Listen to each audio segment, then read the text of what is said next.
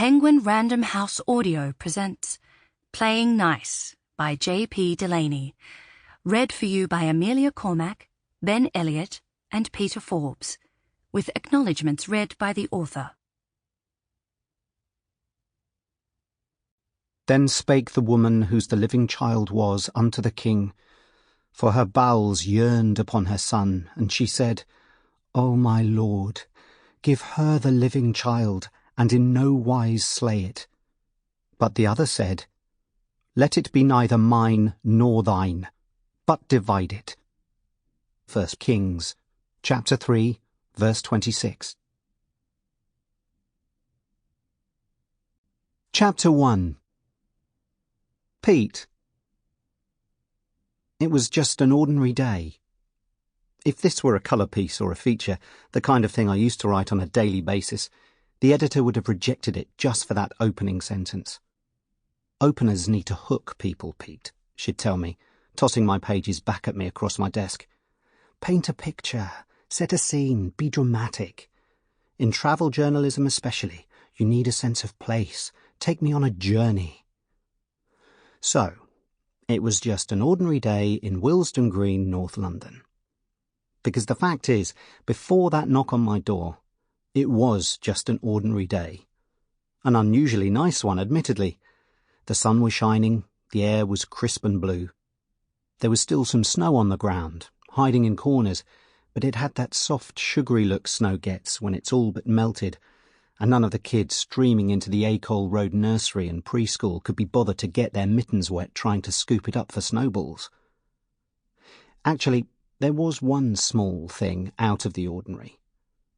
As I took Theo into the nursery, or rather followed him in, we'd given him a scooter for his second birthday, a chunky three-wheeler he was now inseparable from. I noticed 3 people, a woman and 2 men, on the other side of the road watching us. The younger man was roughly my age, 30 or so. The other was in his 50s.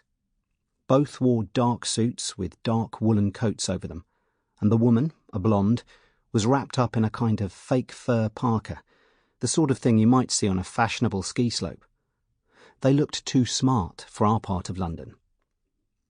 But then I saw that the older man was holding a document case in his gloved hand. An estate agent, I guessed, showing some prospective buyers the local childcare facilities. The Jubilee line goes all the way from our tube station to Canary Wharf, and even the bankers have been priced out of West Hampstead these days. Something about the younger man seemed familiar. But then I was distracted by Jane Tigman, whose son Zach was already starting to thrash and scream in her arms at the prospect of being left. She hadn't realised that the trick is to make sure they walk into nursery on their own, rather than being carried, which simply makes the moment of separation more final.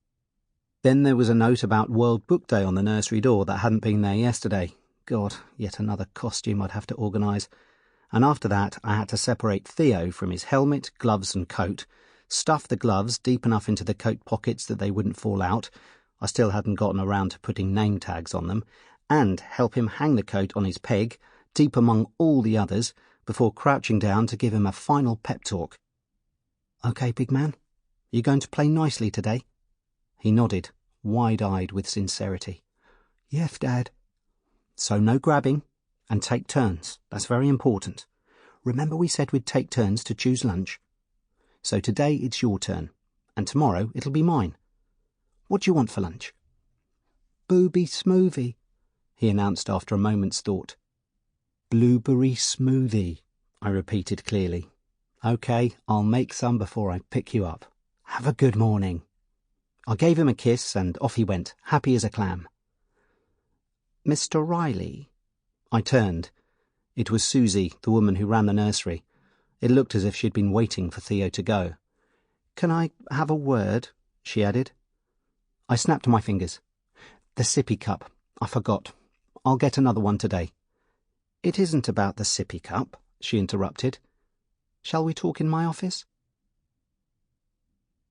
"It's nothing to worry about," she said as we sat down, which of course instantly made me aware that it was definitely something to worry about. "It's just that there was another incident yesterday. Theo hit one of the other children again." "Ah," I said defensively. That was the third time this month. OK, it's something we've been working on at home. According to the internet, it sometimes happens at this age if physical skills get ahead of verbal skills. I smiled ruefully to show that I wasn't stupid enough to believe every parenting theory I read on the internet, but neither was I one of those entitled middle-class dads who thought that just because my son was now at nursery, I wasn't required to put any effort into being his parent anymore. Or, even worse, was blind to the possibility of my little darling having any faults in the first place. And, of course, his speech is a little delayed, but I'd welcome any suggestions. Susie visibly relaxed. Well, as you say, it is typical 2-year-old stuff.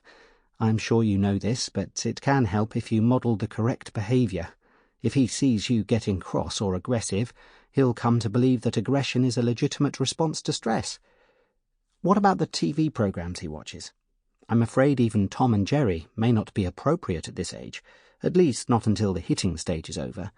And if you play any violent video games yourself— I don't play video games, I said firmly. Quite apart from anything else, I don't have the time. I'm sure. It's just that we don't always think about the consequences of things like that. She smiled, but I could almost see the thought process behind her eyes. Stay-at-home dad equals aggressive kid. She wouldn't have asked Jane Tigman if she played Call of Duty. And we're working on sharing too, I added. Taking turns who chooses what to have for lunch, that kind of thing. Well, it certainly sounds as if you're on top of it. Susie got to her feet to show the discussion was over.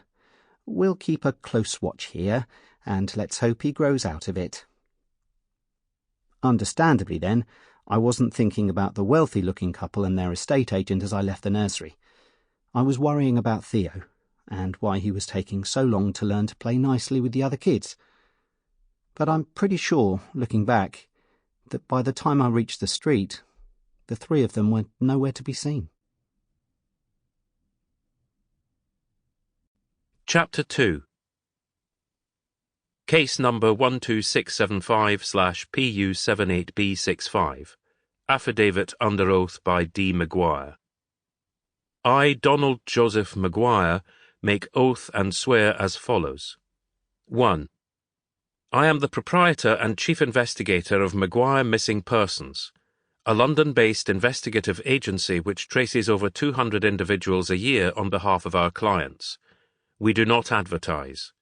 All our work comes by personal referral. 2.